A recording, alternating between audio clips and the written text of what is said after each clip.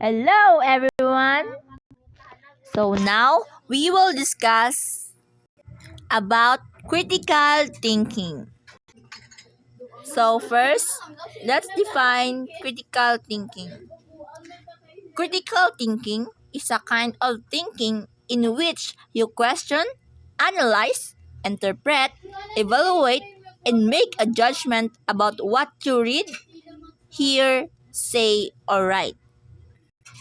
Also, it is the ability to evaluate information and to be aware of biases or assumptions, including your own. To think clearly and rationally, understanding the logical connection between ideas. So, ibig sabihin, ang critical thinking ay makakatulong para suriin ang impormasyon na nangyayari sa paligid. At sa pamamagitan ng critical thinking, nahuhusgahan natin ang ating binabasa, naririnig, nakikita o ang ating sinusulat. This is the importance of critical thinking. It helps people better understanding themselves, their motivations and goals. It aids a student reflect and understand their points of view. Nakakatulong ito sa mga tao na mas maunawaan ang kanilang sarili sa kanilang mga motivation at layunin. Ang critical thinking ay nakakatulong din ito sa isang mag-aaral na magmumuni-muni at maunawaan ang kanilang mga pananaw. Ang critical thinking ay nangunguna sa pag-aaral dahil tinutulungan nito ang isang mag-aaral na mag-isip at maunawaan ang kanilang mga pananaw. Ang kasanayang ito ay tumutulong sa isang mag-aaral na malaman kung paano magkaroon ng kahulugan sa mundo batay sa personal na pagmamasid at pag-unawa. 5 easy strategies for developing critical thinkers. First is brainstorming. Brainstorming is a problem-solving activity where students build on or develop higher-order thinking skills.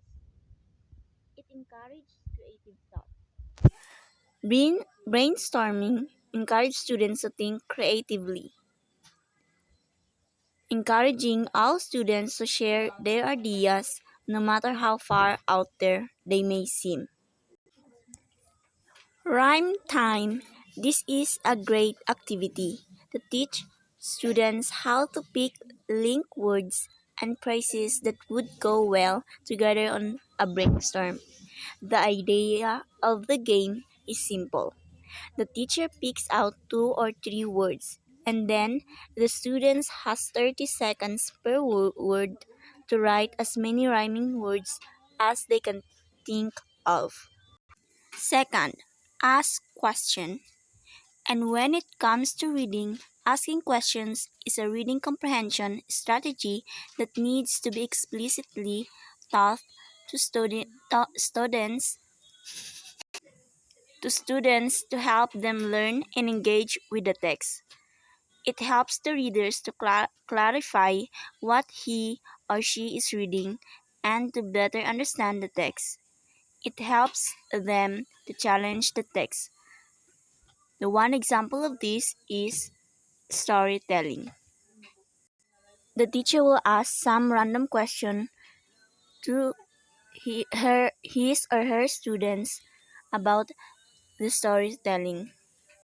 Those questions start in what, how, why the story began and last. The third one is class discussion. A discussion is the exchange of ideas by 2 or more people related to a central topic or problem. In the classroom setting, discussions mainly refer to whole of class activities facilitated or led by the teacher. Students may or may not be seeking an answer to a problem.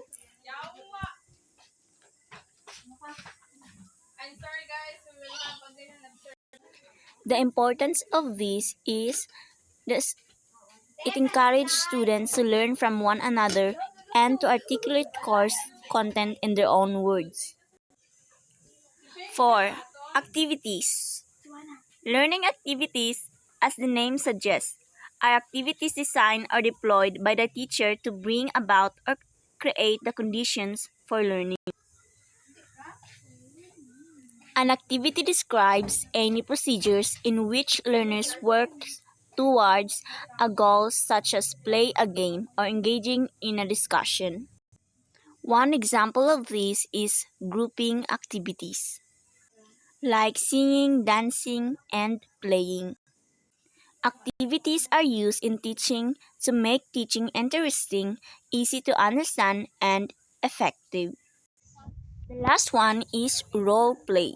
Role playing exercises encourage students to think more critically about complex and controversial subjects and to see situations from a different perspective. When properly employed, role plays can motivate students in a fun and engaging way.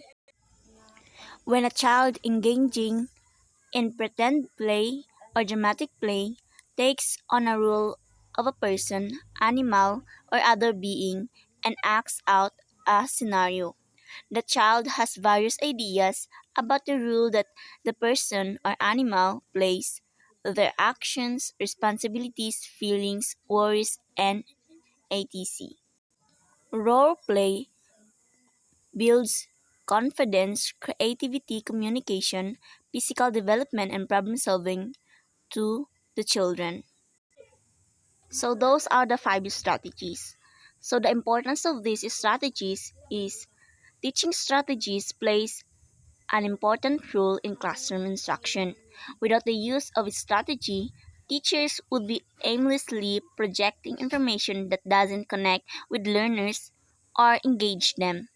Strategies help learners participate, connect, and add excitement to the content being delivered.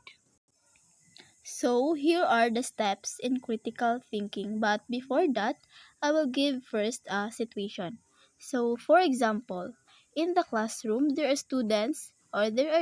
two students fighting. So, sa paggamit ng critical thinking ng teacher, the first thing to do is to identify the problem.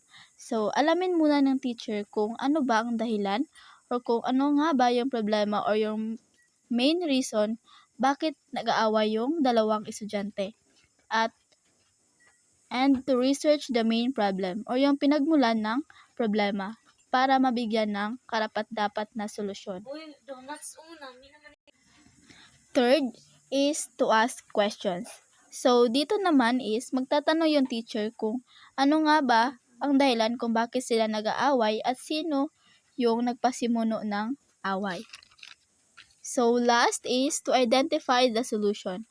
So, mag-iisip yung teacher kung ano nga ba yung solution na nakakabuti sa dalawa or yung the best solution para hindi na mag-aaway ulit yung dalawang estudyante. Then, present the solution. So, dito naman, magsasabi na si teacher ng solusyon or magpe-present na siya ng kanyang solutions. So, for example, tawagin niya yung dalawang bata at kausapin sila na hindi na nila uulitin. Then, pagbatiin silang dalawa and to say sorry to each other. So, yun yung mga steps in critical thinking as a teacher in the classroom. So, in conclusion, critical thinking is very helpful to students, especially the teachers.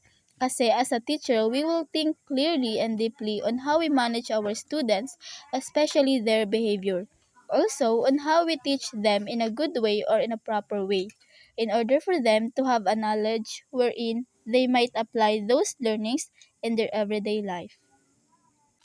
So, that's all. Thank you. Thank you for listening.